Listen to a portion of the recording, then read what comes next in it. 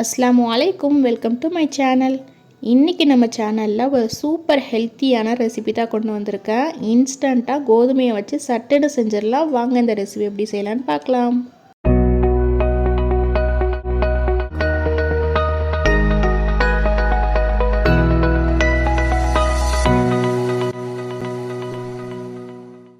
கடாயில் 1 கப் நாட்டு சர்க்கரை சேர்த்துக்கிறேன். இதுக்கு 1 கப் அளவுக்கு தண்ணி விட்டு நம்ம பாகா காய்ச்சி வடிகட்டி தனியாக எடுத்து வச்சுக்கலாம். அடுத்ததாக கடாயில் நான் 5 டீஸ்பூன் அளவுக்கு நெய் சேர்த்துக்கிறேன்.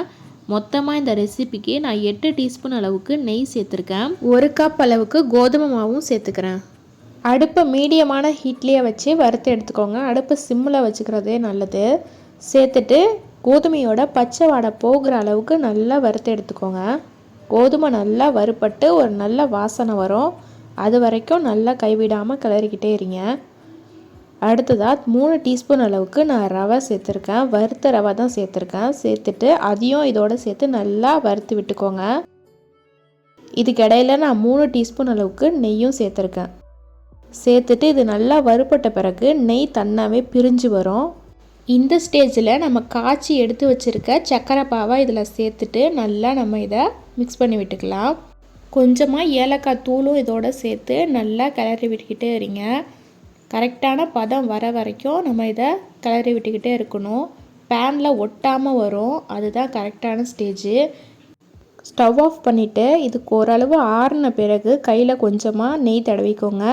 சின்ன சின்ன உருண்டைகளாக உருட்டி எடுத்தால் சூப்பர் டேஸ்டியான கோதுமை ரவா லட்டு ரெடி.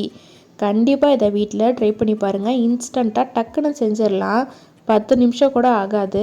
இந்த ரெசிபியை இன்னும் கொஞ்சம் ரிச்சான டேஸ்ட்டாக மாற்றுறதுக்கு பொடியாக நறுக்குன பாதாம் முந்திரியை நெய்யில் வறுத்துட்டு இதோட சேர்த்து உருண்டையாக பிடிச்சி எடுத்தால் சூப்பர் டேஸ்டியான லட்டு ரெடி ஆகிடும். கண்டிப்பாக இந்த ரெசிபியை வீட்டில் ட்ரை பண்ணி பாருங்கள். மேலும் இது போல் வீடியோக்கள் பார்க்க நம்ம நிஷாஸ் குக்கரி தமிழ் சேனலை சப்ஸ்கிரைப் பண்ணி சப்போர்ட் பண்ணுங்கள். தேங்க்ஸ் ஃபார் வாட்சிங்.